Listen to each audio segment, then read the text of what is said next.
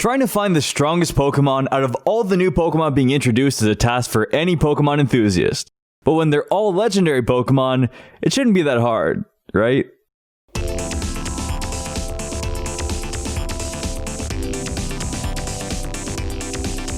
Right off the bat, the weakest one we have here is Calyrex, which isn't too much of a surprise seeing as Calyrex's strength is unlocked in its alternate forms, so on its own, it's competitively weaker.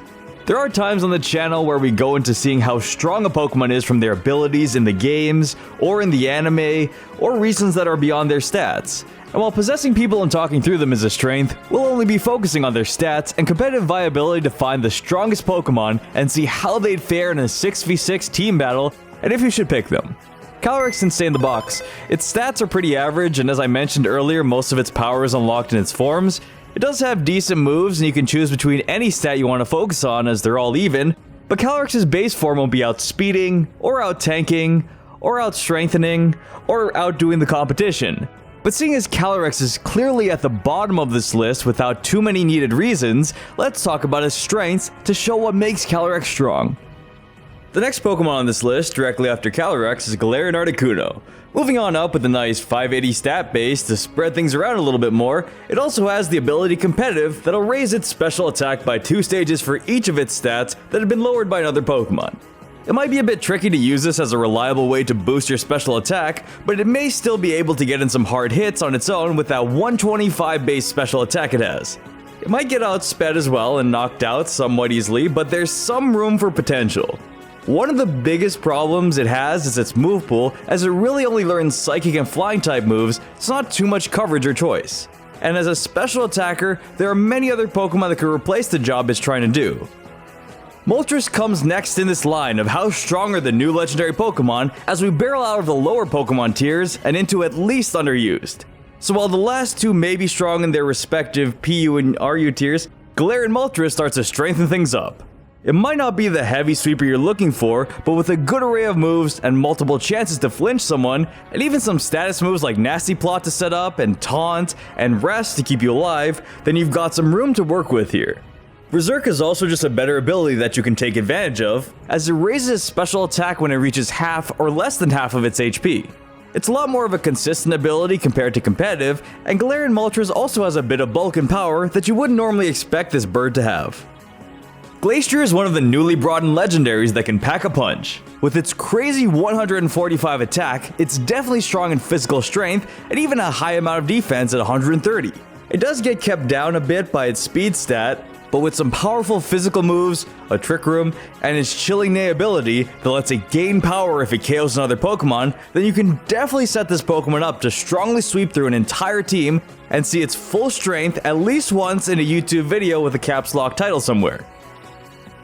Regieleki completes the list of underused tiered Pokemon before we get into the real heavy hitters, as it harnesses quite a bit of power for this tier. Its new special move Dragon Energy actually lets it deal a ton of damage depending on its HP. Dragon Energy maxes out at 150 with 100 accuracy, so it is able to take down some even stronger Pokemon. All of its stats are alright, but then you get to its HP where it has a massive 200 base. Now if this were Generation 4, Regieleki will be up there in terms of strength, as the speed at which that HP bar would be going down at would take long enough that your opponent might just consider forfeiting and letting you win the battle. But with Regieleki's dragon moves and its ability Dragon Maw that powers up all dragon type moves by 1.5, it can definitely get in those heavy hits and tank a few more, with it being near the top of Pokemon who have the highest HP. Regieleki starts us off in the more competitive tier, as a lot of power is brought in by this electrical tyrant. With its transistor ability boosting all of its electric type moves and its crazy high 200 base speed, this Pokemon has a lot going for it. Just being able to outspeed any Pokemon and lunging in with a boosted electric type move that could have a chance to paralyze or even trap the opponent in with its signature move Thunder Cage, you've got a lot of options. For the most part, it is a bit weak in other stats. It has pretty good everything else that'll let it do damage, but it might not be able to tank every hit that comes at it. Luckily, the pure electric type makes it only weak to ground types and fairly decent against most other things. But like a lot of the new legendary Pokemon, it has a lack of type spread in its move pool. You could even give it some screens to set up for your other Pokemon and make it useful that way. Maybe Rapid Spin to get rid of any hazards, but overall it's a very sound Pokemon that's faster than the Flash and can be given a lot of battle opportunities to strike some big hits and take on some favorable matchups.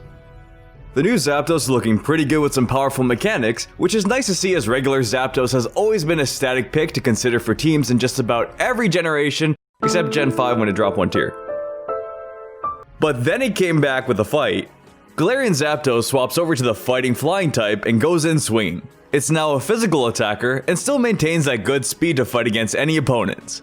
It'll be your typical physical fighter with a lot of fighting and flying type moves to choose from, close combat, brave bird, dual wing beat. You've got Thunderous Kick to think about as well, and even learns Blaze Kick to give you something to remind you of original Zapdos' Heat Wave.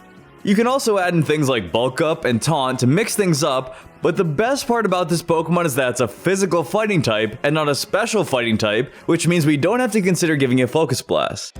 Oh, sorry, we're getting a report from the back office here. This just in, breaking weather update on Mars, we can see a flurry of missed Focus Blasts flying through the sky. They just came in from some ongoing Wi-Fi battles and landed absolutely nowhere near their target, even with a 70% chance of hitting. They've already left the stratosphere. Back to you. Galarian Zapdos is a well-rounded solid pick for your team, and a great new legendary Pokemon to try out in battles. With the new legendary Pokemon forms holding the most power, the last in line before we get to those rides on the shoulders of Spectrier just by itself. Spectrier is the most straight up in-your-face powerful looking Pokemon, with that 145 special attack and 130 speed, which is 100 more compared to the speed that Glacier had. You can see the special sweeping power of this swift horse. Common moves include Shadow Ball, that's it. You've got a bunch of movesets, but Shadow Ball is probably in all of them. You can have some nice added moves like Hex, Will-O-Wisp, Substitute, Dark Pulse, Nasty Plot, and even Disable. You can easily throw in items like Choice Scarf and Choice Spec to bulldoze through a bunch of Pokemon, and as a pure Ghost type, it's only weak to Dark types and other Ghosts, which it is able to speed out and be effective against on its own as well. Looks like it'll be a strong pick in coming generations and be seen quite a bit on teams, which is a nice treat for the untamed horse. But speaking of taming horses, we end up on Calyrex's forms, who end up going against each other in the band tier of who can be the #1 strongest new legendary Pokemon in the Crown Tundra. It's the Shadow form, it's not even close. The Ice Rider form does put up a fight. Not a good one, but it's there. It's got a lot of defense and skyrocketing attacks, so it'll be a rough one to take down. Its Psychic Ice typing also makes it 4 times weak to absolutely nothing, so you'll be able to get in those Icicle Crashes and Glacial Lances, even Icicle Spears in with its 165 physical attack. Its speed is still rather low, but higher than the Solo Glacier with 50 base speed, but that might give it less priority in Trick Rooms. Overall, in an Uber format, it might get checked by other legendaries, or just strong Pokemon in general, but for that, Calyrex now can swap over to its Shadow form. Calyrex's Shadow form has 165 special attack and 150 speed, and I'm pretty sure the only thing that can keep it in check is the Deathbird, who is at the top of the charts in Ubers, and Calyrex's Shadow form only falls in behind currently at second. Calyrex Shadow has many moves you can play around with. Its Grimnay ability is still there to boost its special attack, and is combined with Calyrex's Unnerve ability that'll stop opponents from eating berries during the presentation of its sweep. Nasty Plot is always great, and you still have moves like Leech Seed, Trick to swap over some choice items on the right targets, Draining Kiss to heal up against those Dark-type Pokemon, Aromatherapy for the team, Psyshock to take its Psychic Ghost typing just a bit further, but most importantly it has Astral Barrage that has 100 accuracy and 120 base power. It's a very powerful Pokemon, and manages to take the first spot in this list of how strong are all the new legendary Pokemon, and doesn't hide in the shadow as it takes down so many Pokemon on its way to the top.